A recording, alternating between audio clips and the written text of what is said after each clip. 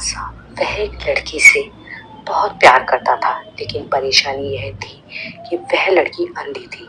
लेकिन फिर भी वह उस लड़की के दिलो जान से चाहता था। उस लड़की की हर जरूरत को ध्यान रखता था और उसके घर वालों की हर संभव मदद करने की कोशिश करता था। लड़की भी उसे धीरे धीरे चाहने लगी। तब लड़के ने लड़की को प्रपोज किया और उसे शादी करने को कहा, लेकिन अंधी होने के कारण वह काफी उदास रहती थी।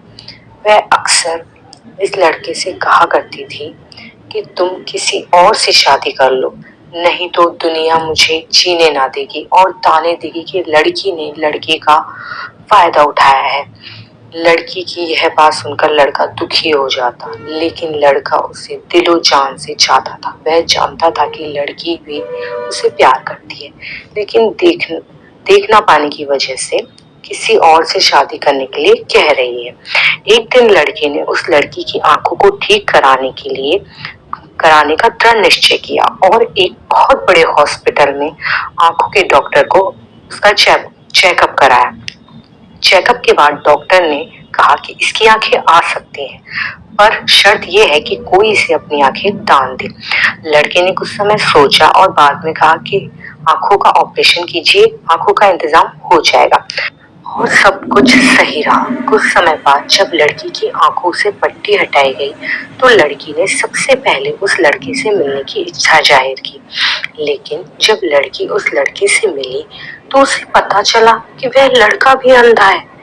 लड़की का दिल बैठ गया। उसने ना जाने क्या क्या अरमान सजा रखे थे उस लड़के के प्रति, जो एक पल में टूट गए। लेकिन उस लड़की ने अपनी सभी अपेक्षाओं पर पानी फिरता देख किसी और लड़के से शादी कर ली। जब यह खबर लड़के को पता चली, तो उससे बर्दाश्त ना हुआ और वह बीमार रहने लगा। एक दिन उस लड़की का एक्सीडेंट हो गया और उसकी मौत हो गई। जब यह खबर लड़की को पता चली, तो लड़की जोर जोर से रोने लगी। तभी उसे एक अदृश्य आवाज सुनाई दी, तुम मेरे दिल को तो संभाल नहीं सकी, कम से कम मेरी आंखों का तो ख्याल रखना, रोना बंद करो। लड़की ने जब पीछे मुड़कर देखा, तो वहां लड़के की आत्मा खड़ी थी और उसे आखिरी अलविदा कहने आई थी, और वह गायब हो गई। उस समय लड़की को पता चला कि ये आंखें उसे उसी ने ही दी हैं।